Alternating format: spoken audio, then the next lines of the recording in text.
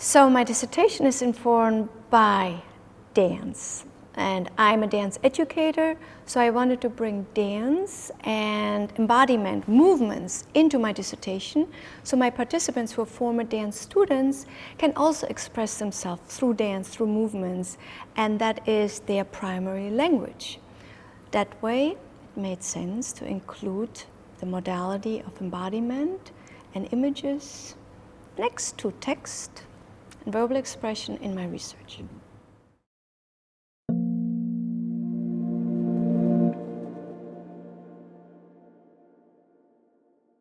My name is Dagmar Spain. I am a dance educator, scholar, writer, movement practitioner, and interested in dialogic spaces. So my dissertation is about actually the dialogic space, which was actually not so clear from the beginning, because I thought it was about dance students, reflections on the dance education. I had, of course, multimodalities is very important in my research and dissertation, and also that co-participation. And I realized, but it's actually all of these things. And in this dialogic space, which I consider that space that all my research is sitting in, is placed and is truly that space where all these parts are communicating with each other and coming to light through communicating with each other. So it is an attempt to bring in dialogue throughout my methodology, throughout my way I participate with my research participants, and I consider myself a participant and them as researcher. And this collaboration and using all these multimodalities, which also dialogue with each other, really became my research. And finally I got to this phenomena, which is the dialogic space. And it's really just a space and openness that dialogue can happen on that level with all these components. And what I discovered with this in my research was that it wasn't easy to really like almost grasp what is that dialogic space, what is that, what does that mean, and in which way I can actually, first of all, steep my research in, and also then eventually show it to a reader or an audience. What I wanted to really show that it's not just a way of reporting research, it's a way of bringing all these modalities into my reporting that then create a different picture or perspective on my research. So it's a possibility where I think as a researcher we can sometimes maybe get a little tunnel vision at times to say, I want this and I just want to get through that and this is my research. And I think it's a possibility for me, especially as doing a dissertation, doing this large research, to always stay open for new perspectives that come in. So if we consider dialogic space a space that's filled with dialogue, which means you are in a dialogue finding maybe a new perspective because you dialogue with another person. I just put the embodied component into that I said, but when we are, a body with a body and we may not use verbal expression, does that mean we're not in a dialogue? I think throughout my dance, career, I felt very often that a dialogue through my body with another dancer in maybe a certain piece or just in an improvisation, I felt like I could say more, or I felt I was understood sometimes even more, and I just allowed my body to speak and listen to the body of another person. And in this process, it was clearly that if I want to have this dialogic space, I need to incorporate, since dissertations are usually written, So I have to use the textual form, but I also used many images, and I also used the videos. And even with the music tracks for some of the videos was part of this survey that I started my research, kind of like kick-started my research. It was the service with alternative assessment tools, which the participant really reflected in non-textual way on their dance education. So I gave them, for example, an image, or I gave them choices of images and said, okay, if you look at these images, how would you, which image would become the closest to how you experience your dance education? Or I gave them a music piece to say, so if you listen to these 6 choices of music pieces, which would be the closest to your experience in your dance education? So those were the ways that I tried to bring these other perspectives in, that their experience is multi-layered. And I wanted to show that in a dissertation, you can have these multiple layers where participants can express then how they experience, for example, in this case, their dance education. It could be any subject. So I was interested that I bring in as many perspectives or as many layers, so that maybe the experience can be more inclusive and more in depth. You know, I give more credence to their experience rather than just asking a question. You know, because of these many different data that I collected, how do you now report really your research, and how do you make sense of it in that way? So I chose that phenomenological theming in my coding, and that helped me a lot, because I have always being in this dialogue with my participants in responding to their dances, which are called the somatic dance narratives. And then I would, in the response, would find actually that theming, because it was clear what they did, and in my response it was clear that themes popped up. There were themes that I could feel and they experienced, and in my dialogic responding, these themes were crystallized. And then I knew, this is what in this dialogic, like methodology happened, that as a researcher I was more able to tap into these themes because I embodied them. That final piece of my dissertation performance was something I did not plan. That was really something in that process came about, and I have to say I stayed with my participants for a year, a quite intensive year. So when I asked them if they could consider that performance, I was almost thinking, oh my God, they probably don't want to have anything to do with this research anymore. And they felt so excited about it. So I was like, I must be onto something here if they feel so excited about it. So somehow this being so included in the research as really a researcher themselves, and having that full view almost on their experience through my research, gave them that sense, yes, I want to do that.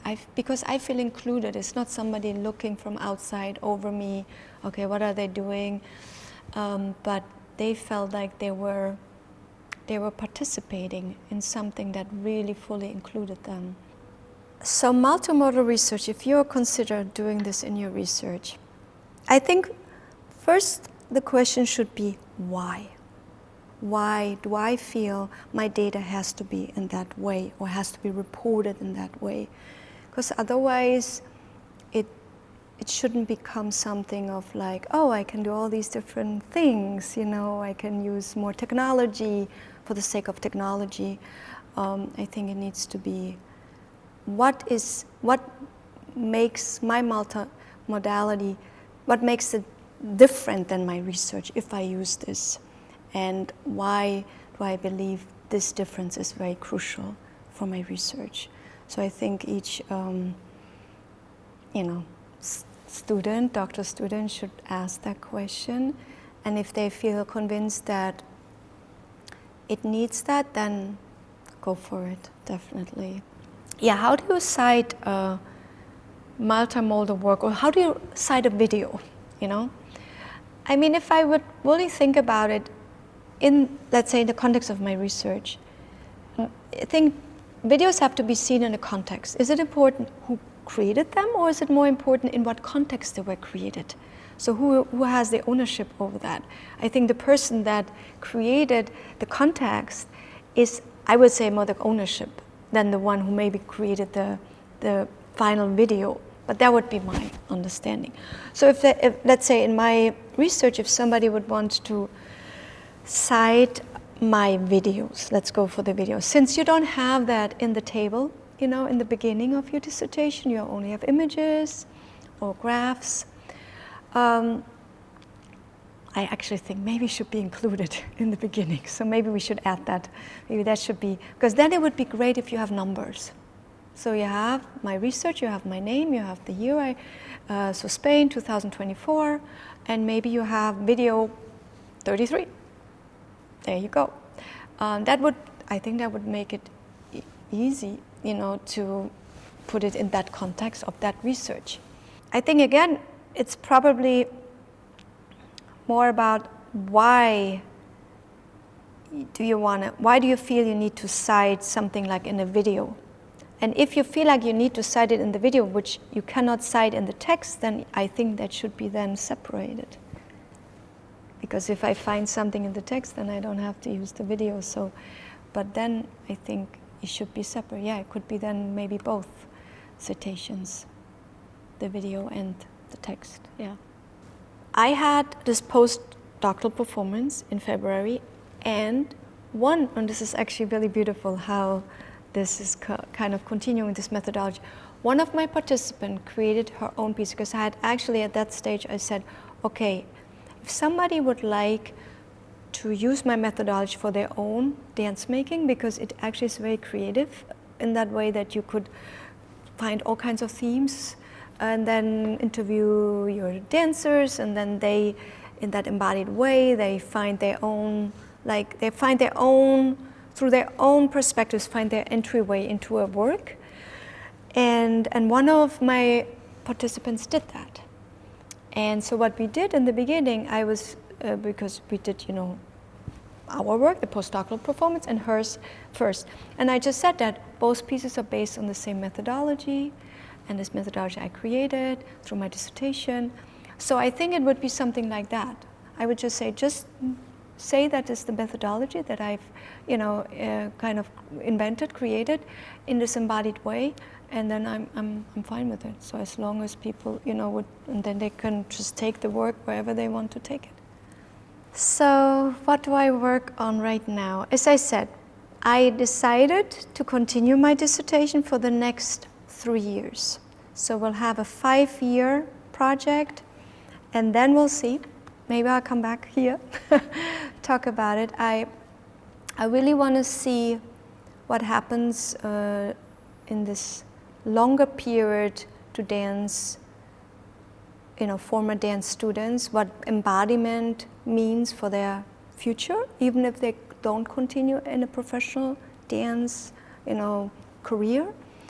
And I also, my focus is, I'm very involved with the transformative learning community.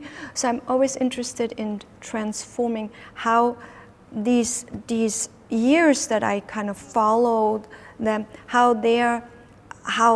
maybe even through giving that space to them reflecting on what the dance education meant in their life, how that maybe has also transformative aspects to their life, which some of them had mentioned, and it's also in my dissertation.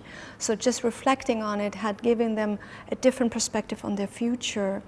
And so this transformative learning is very important for me, and the lifelong learning. The last community project I did was about body and age. And I work with these different age groups. You know, myself, not being young, not being old, but of course you as a dancer, you see also how age has an impact on your body and on your ability to move and dance, and it changes. But I'm talking about working with the oldest participant was 84. And I feel that my work with older people I'm sorry, it was 84, but the youngest was 14. So we had a big age difference. And I really like to explore more this different age populations in community work, and giving space that all bodies, different, doesn't matter what age level they are in, that each body is completely invited into the space. And I feel that in an embodied way, it doesn't happen often. It happens that each age level stays, each population stays in, like kind of on their own, but it doesn't often happen that they actually interact. I think to use multimodality it's a great stepping into your research. I think there is, obviously there are many ways you can do it, but I think you have like all these different tools available. How to use them then and how to analyze all your data is, of course, that's a big journey. But I would encourage anyone to really see the richness that multimodality can bring to research and try it out. Maybe only once, but then you can say, okay, now I'd rather stay with text, or that is more, I feel more familiar with that, or some graphs, which is fine, it's all good. I think it's just maybe a good way to try it and to see if maybe something else will come through, another perspective or richer experience in research. Yeah.